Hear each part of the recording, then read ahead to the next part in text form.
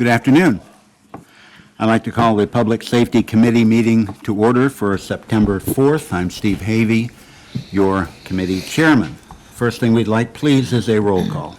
Mr. Havey. Here. Mr. Sear. Present. Mr. Barnes. Present. Mr. Demick. Here. Mr. Healy. Here. Mr. Rumfelt. Mr. Stockin. 5 present, 2 absent. Thank you. We would like to have an approval of the minutes from August 7, please. Demick will move. Thank you. And a second? Healy will second. Thank you, sir.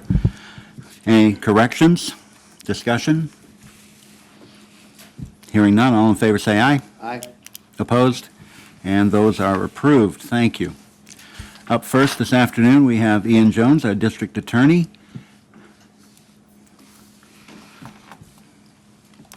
Good afternoon, Mr. Jones. How are you?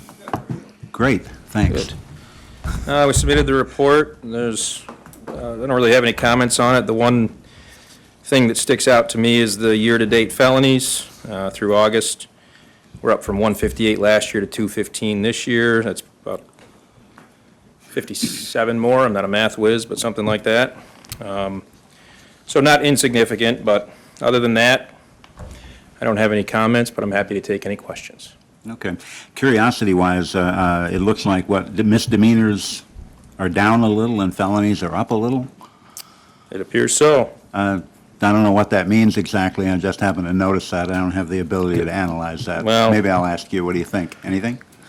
You never know. It could be, That's what I thought. maybe, I don't know, maybe some criminals are getting more serious in their conduct and behavior. Elevate it from a misdemeanor to a felony, who knows? I would hate to think that's true, Yeah. but you might be Never right. know. Questions for Mr. Jones? Mr. Barnes? Yes, in your summary at the bottom of your report there, it says, in many cases, there are various or multiple crimes charged against one individual. And so if looking at the current felonies, 27, approximately how many individuals does that represent?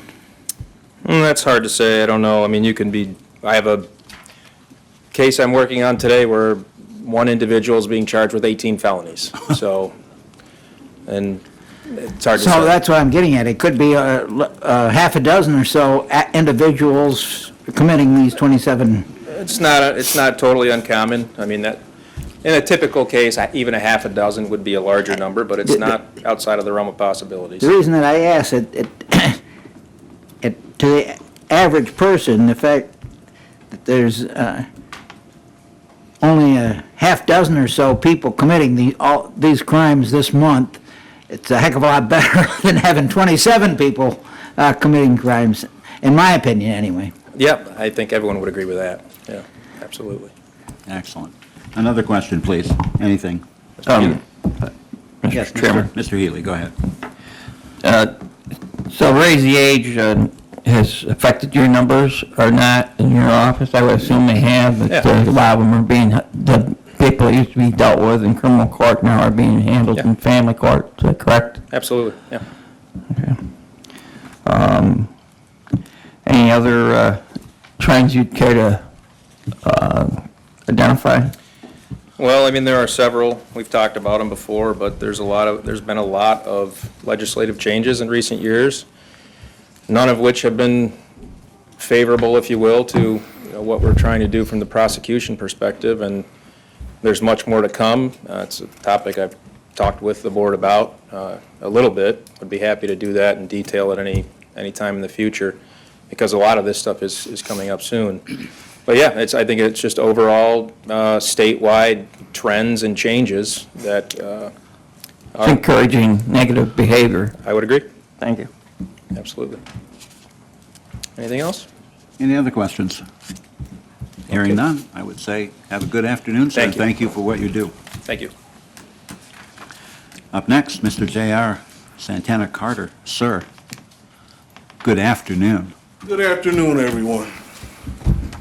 I'll rest on the report submitted. I just want to, again, reiterate, either next month or November, there's going to be multiple things that I'll be bringing to the board for approval and action on, based largely off some state funding that was handed down in order for me to prepare that to come before you after work in conjunction with Human Resources and the Treasurer's Department and along with the Conflict Defender's Office, because some of that funding is joint. But once we have all our Ts crossed and Is dotted, we will be approaching for approval. Excellent. Any questions for Mr. Carter? Thank you, everyone. Have a Thank you good very day. much. Have a great afternoon. Conflict Defender, Mr. Degnan, sir. I almost screwed that up. Thank you. I have submitted the report. First of all, I'd like to thank everybody for everything they do for the office. We are truly appreciative of the efforts of the legislature and the county in support of the office. But the numbers continue to be steady. We continue to get them assigned out. And we continue to look for more grant funding, which we're getting. State's been very generous to us, not so generous to the DA's office, but if there's any questions. Yep. Any questions for Mr. Degnan? Pretty straightforward stuff. I thank you, sir, for There you go. your, for your time. Appreciate it. Thank you. Okay, Office of Emergency Services and Fire, Fire Coordinator, Mr. Bill Day, sir. Good afternoon. Good afternoon. I don't really have anything else to add to the report other than the water rescue that were performed during the flooding. There was a total of 16 that were rescued out of the water by the county rescue team and the Wellsville Water Rescue Team. That's excellent. It's good to have trained people in place when stuff like that happens. Yes. Mr. Chairman, Mr. Ely. just comment, I'd just like to remind everybody that those are all volunteers and Yes. all time they spend in training is all volunteer hours and probably an awful lot of their equipment is also. So a big thank you to all of them. Thank you. Indeed. Any other questions for Mr. Day? Anything else you want to add? I have nothing else. Outstanding. Thank you, sir. Thanks for all you do. Thank you. Up next, we have Office of Emergency Services and EMS Coordinator Bonnie Van Housen. Bonnie, good afternoon. Good afternoon. Bring that down. I'm back with the flooding. We have $6 million in damage approximately right now that we've sent up to DHSES. We made our $213,000 with no issue.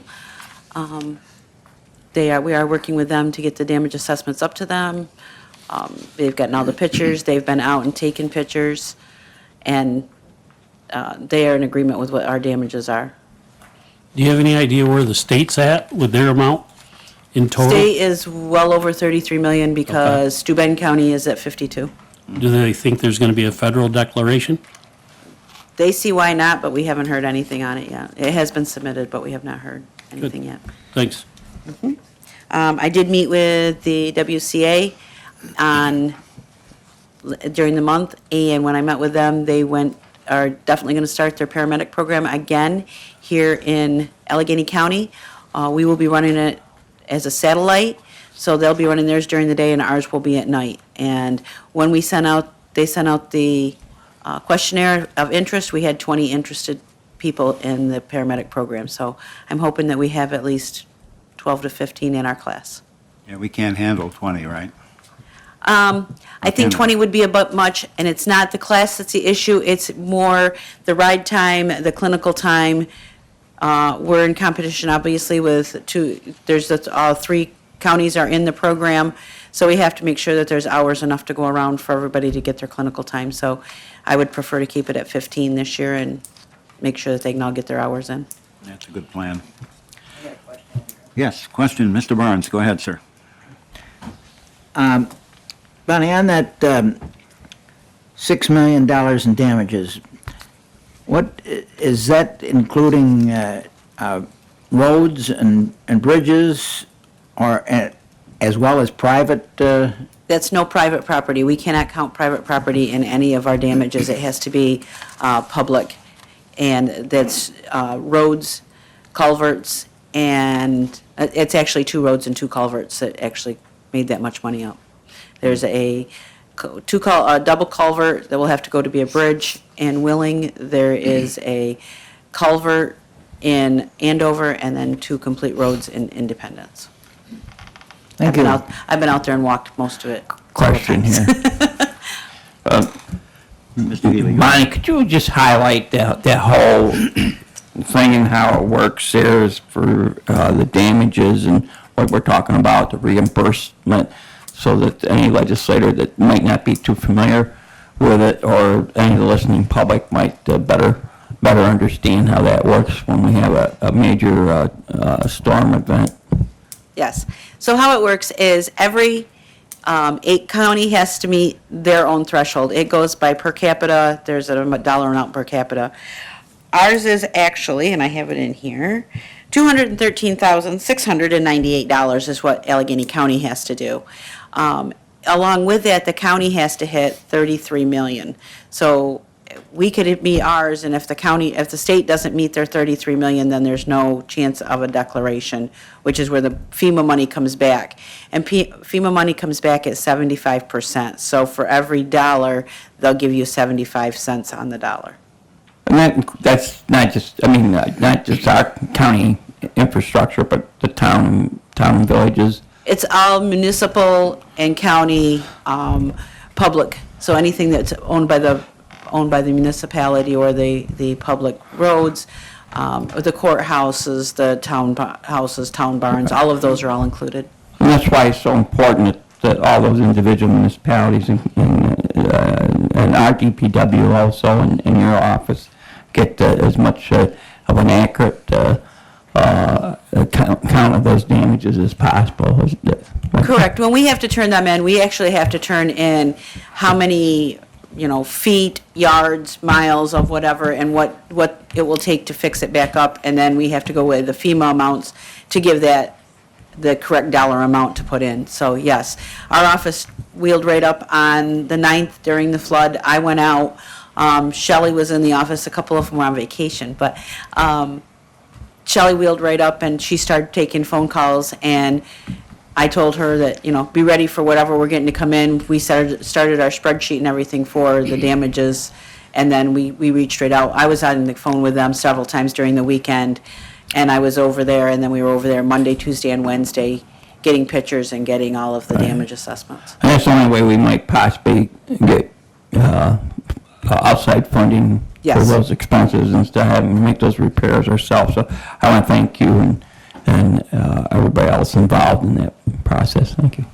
I'd just like to add, to go along with that, as we've talked many times about our hazard mitigation plan.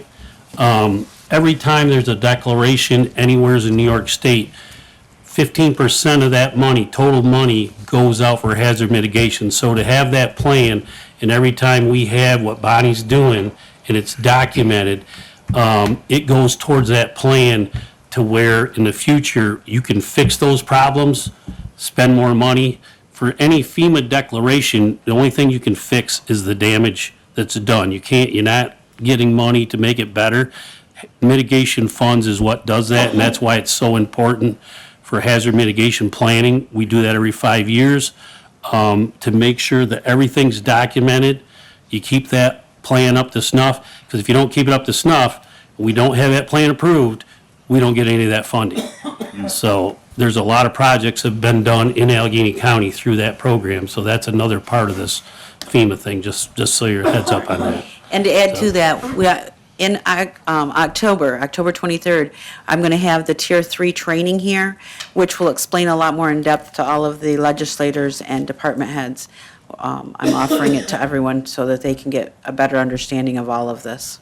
So it has been approved. I just got the approval on it, but I didn't get it until about 10 minutes before I came here today. Even when we don't make the thresholds, there's always a possibility that you could have another event down the road, and they might even actually open up and combine the two. If it has to be within so many days together, usually it's like 3 or 4 days together is as far out as they want to go, depending on how bad the storm is, but normally they don't want to go any farther out. Like, I believe that they're putting in actually for like a 2-day span for this one. Thank you. And Steuben was hit a lot harder than us. Okay. Any other questions for Bonnie? Oops, that's all right. I don't think there are. Stand by. All right, you're good. Thank you very much. Okay. Up next, we have our Director of Probation, Scott Grantier. Scott, good afternoon, sir. Good afternoon. Okay, I've got quite a bit on the schedule today. I kind of gave you a forewarning last month that this would be a busy month for us, but before I go into the MOEs, I wanted to just comment the monthly report stays pretty consistent. We haven't seen much of a change or fluctuation in numbers speeding through 2024 and in comparison to 2023. Staff continues to do an outstanding job and some very high-risk, high-need population, and they're doing great work. So, Yeah, that's excellent. The work that you folks do is underappreciated at best. Questions for Mr. Grantier? Apparently, we understand, so we will go into the business part, please. okay, I kind of broke these into 6 in total, but the first 3 are directly related or components of the STSGAP plan for 2024, 2025. These are one of our bigger ticket items for our expenditures for the year for juvenile treatment and supervision. Looking for approval for a resolution for contractual agreement with Ready Youth Services. They provide 2 separate levels of intensity of services. One is intervention and one is intensive. And we had good working relation with them last year, and I'm looking for permission to proceed with that. Demick will move. Thank you, and a second? Seer seconds. Thank you, sir. Questions?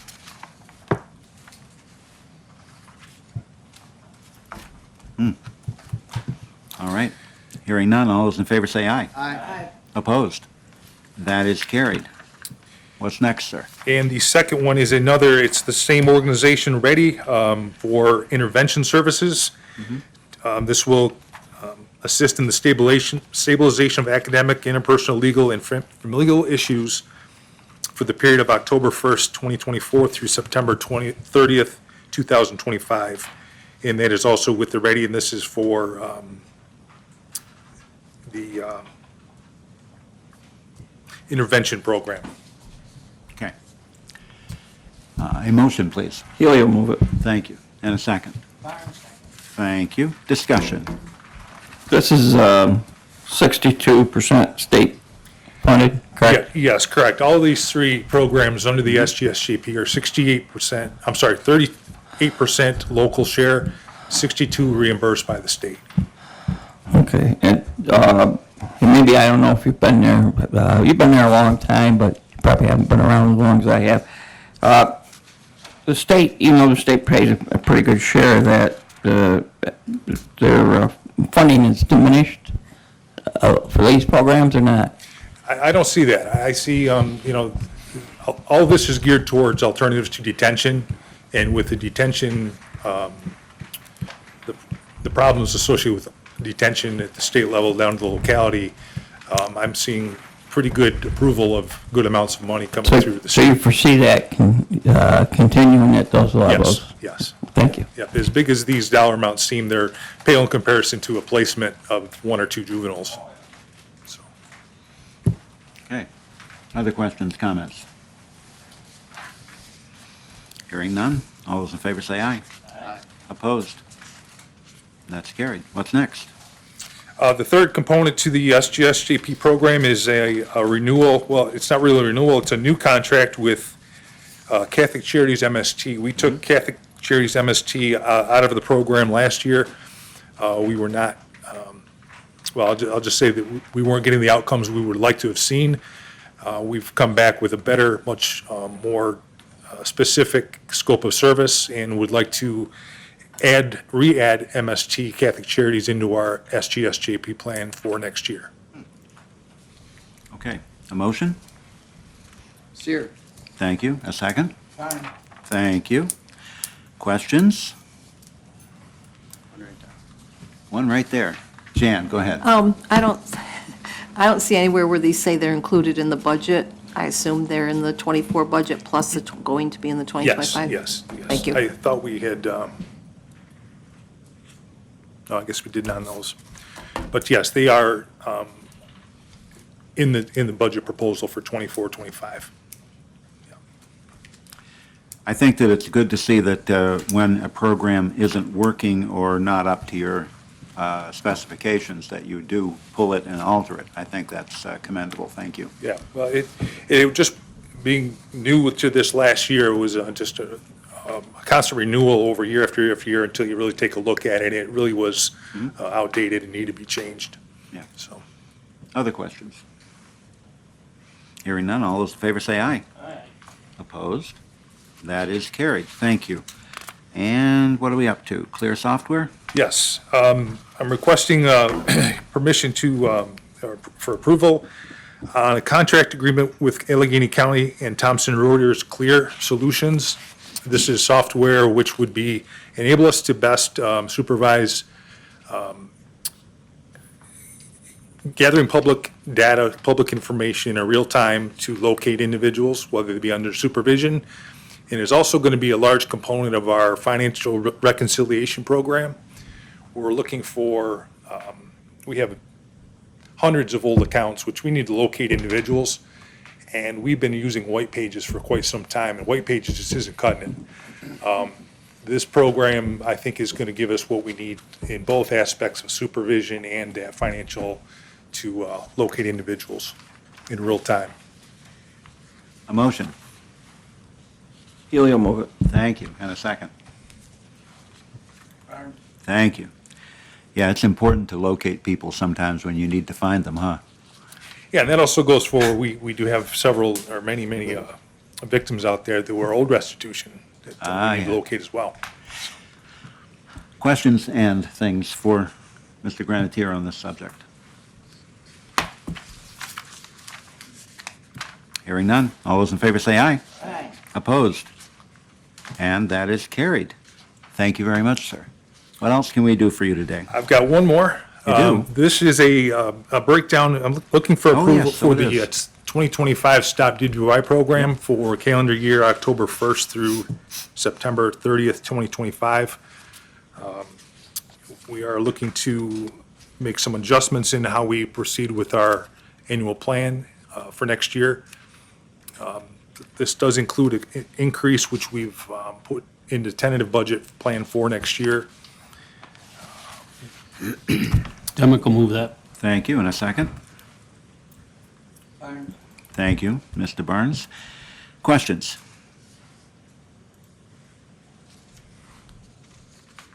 Seeing none, all those in favor say aye. Aye. Opposed? That is carried. That's all I have. We got through those. It was very good. Thank you, sir. Thank you Thanks very for all much. you do. Okay, up next, our sheriff, Mr. Scott Cicerello.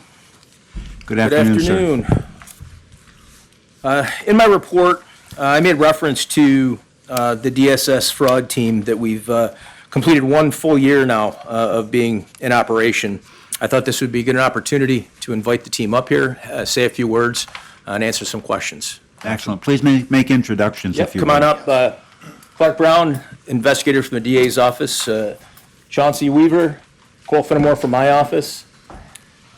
Kelly Young with the DA's office. Okay. Ian Jones, the DA. Don Haran is here somewhere back. Jen, come on up. Who else did I miss? Investigator Babbitt. Okay. And Investigator Childs? Investigator Childs. Okay, that's everybody. Why don't you, I'm going to let Brownie take the mic here. Go ahead, Brownie. Good afternoon. Good afternoon, sir. A little over a year ago, I had been asked to speak to this committee on the benefits of starting a law enforcement division assigned to the DSS fraud unit. I personally thank the county, the sheriff, the district attorney, the commissioner for moving forward with that initiative. We've accomplished a lot. We are coming up on our one-year anniversary. I wanted to take time today to personally thank this team. When I came here with a lot of different concepts. And I'm sure people know that when you have somebody from the outside coming in trying to change things over, you never quite know how it's going to go. People are accustomed to doing their job, and all of a sudden somebody shows up with new ideas and new ways of doing things, and it could be good, and sometimes it's a little iffy, but it's been great. I can't say enough about this team as a whole. They have adopted everything, every concept that we tried to start here. I think it's paying off massive dividends. If you've kept track of our monthly reports, we started tracking things in January. I'm happy to report to you that today, our cost avoidance, which if I need to explain that again, so the cost avoidance is the total amount of monies that is inclusive of repayment agreements that are done voluntarily by people that we catch committing fraud, plus the amount of benefits that are no longer paid out to them for a term of a grant. So let's say somebody's in month 3, they committed fraud, they owe us a couple $1,000s of monies that they weren't entitled to. They have an opportunity to voluntarily come in, sign a repayment agreement to repay that over grant, and the money that we no longer have to pay them during the period that they are disqualified from goes back in the kitty. Does that make sense? Okay. And then likewise with criminal cases, when somebody's arrested, they will be responsible to reimburse the county through the court systems and our great ADA who makes sure that this takes place, to pay those monies back. And again, the same rule applies. They're disqualified for a certain amount of time, so the money that's no longer paid out on that grant goes back in the tail. As of the end of August, we were $138,000 in cost avoidance, which again, I think even surprised me some.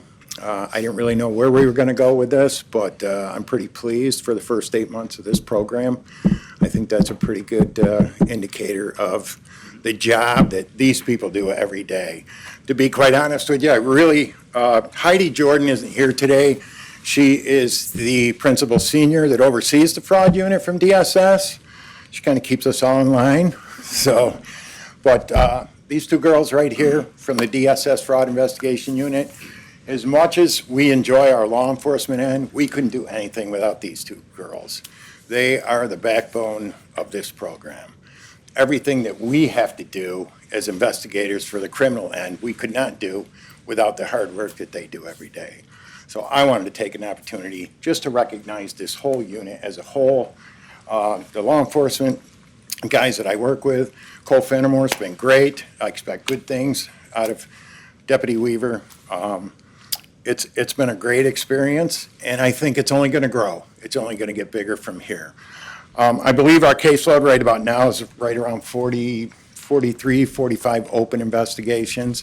These things take time. Sometimes they're quick. Sometimes it could take us months to piece things together.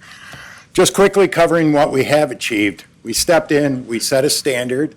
We bring in new forms. We bring in new techniques for investigations, things that had probably hadn't been done here before. The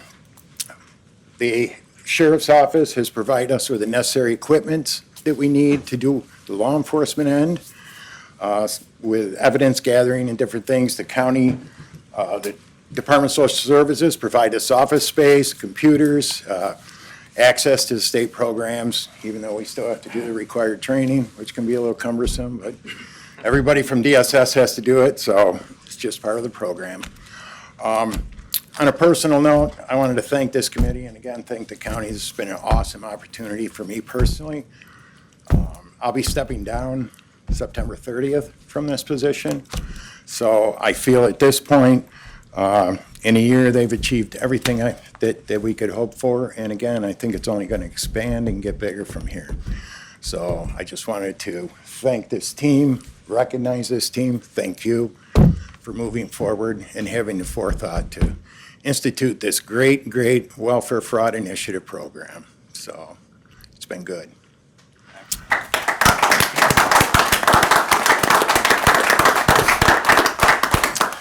I just want to say that this is truly a task force style team. So we have elements from DSS, the District Attorney's Office, and our office. Each one of our organizations could not do this job without the other two. It's absolutely important that all three are involved in these investigations.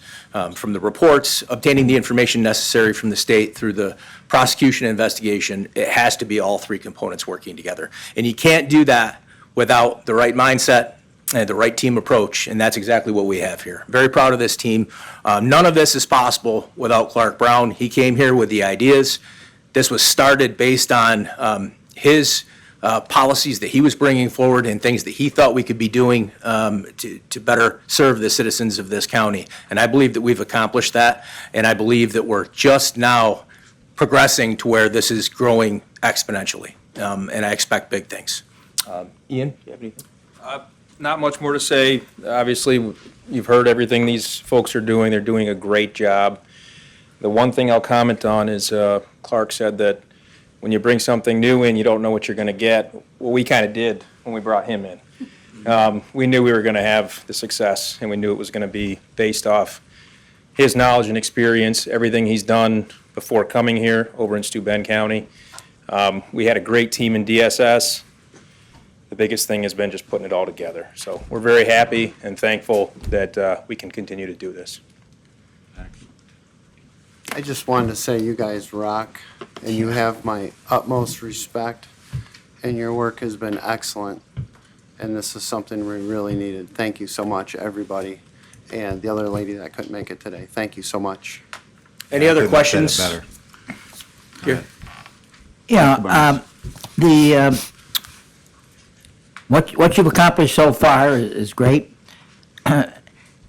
Is the word out to those that are receiving benefits that they're tightening up the ship to? Absolutely. That's part of this. You know, when the public realizes that they're now going to be under scrutiny, of course, absolutely that changes.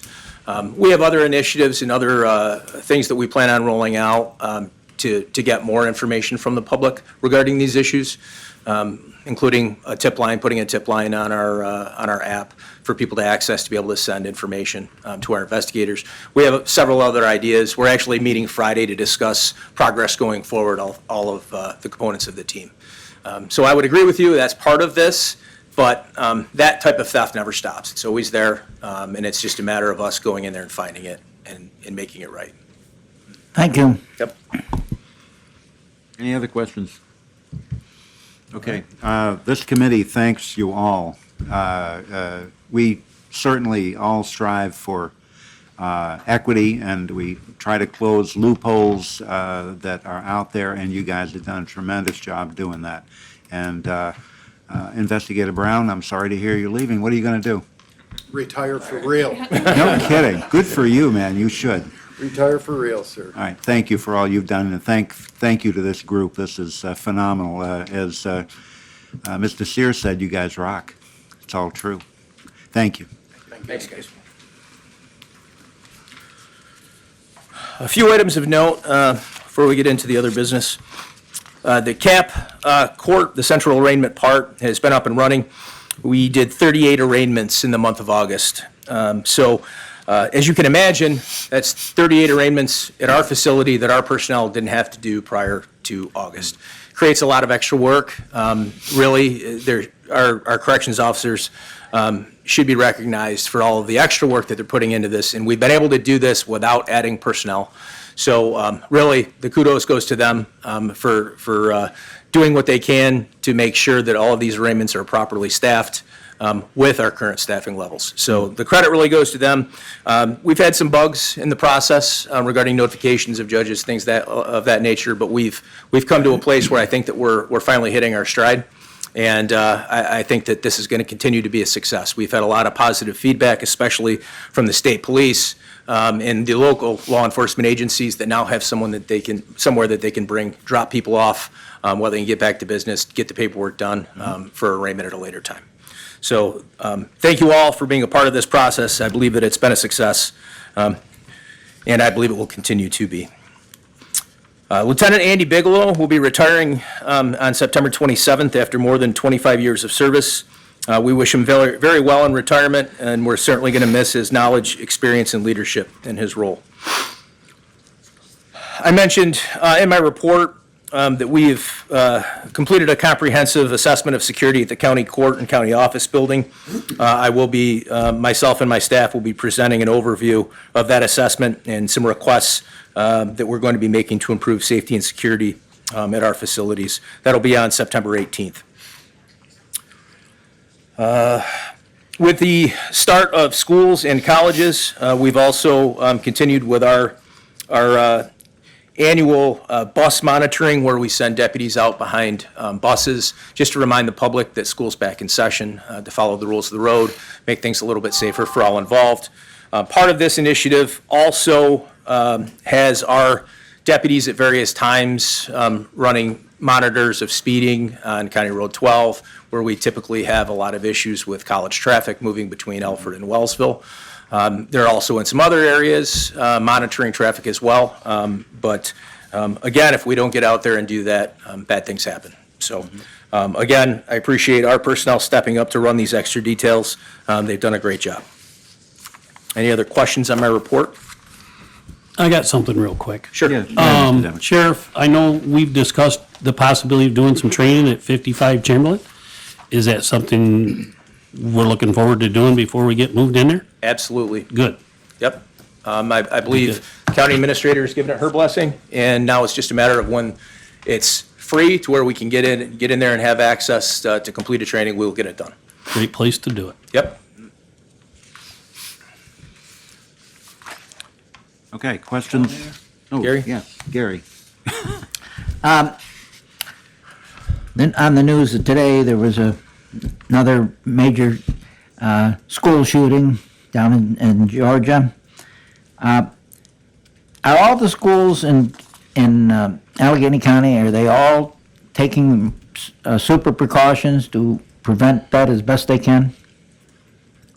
I think that's probably a bit of a subjective question. I do think that schools are taking added precautions, I think some more than others. And some schools have gone to the length of adding school resource officers and school security officers to their schools, which I think is a fantastic idea.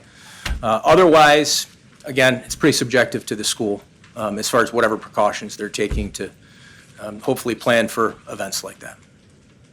Thank you. Yep. Other questions for the sheriff?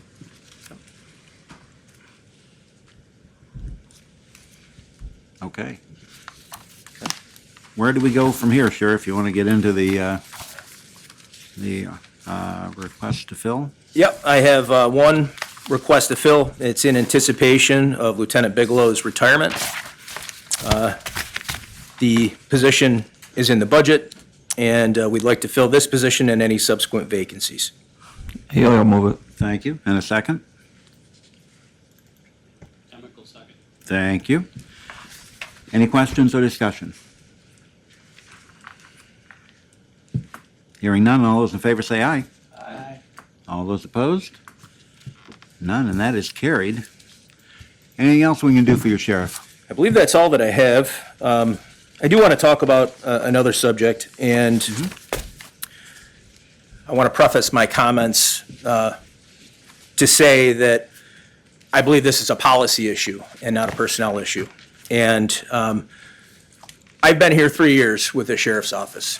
And in those 3 years, I have gone out of my way to have a working relationship with everyone in this room and the county administration. I have a very good working relationship with Carissa and the staff. And when there's issues, we find solutions to them. One of the issues that I found recently that I want to talk about is the ability for myself and other department heads to be able to make decisions without the feeling of being micromanaged, okay? In this, there's a lot more to this, but I'm going to give a little bit of a summary to it in that I wanted to put an officer at a desk in another county-operated facility. And I had made arrangements by speaking to another department head. Mr. Chairman, Yes, ma'am. I would request that someone make a motion to go into executive session at this time. You feel this requires that? Yes, I do. Okay, could we have someone make Haley will a... make that motion. Thank you, and a second? Thank you. All in favor? Aye. Opposed? Okay, we're going to be in executive session.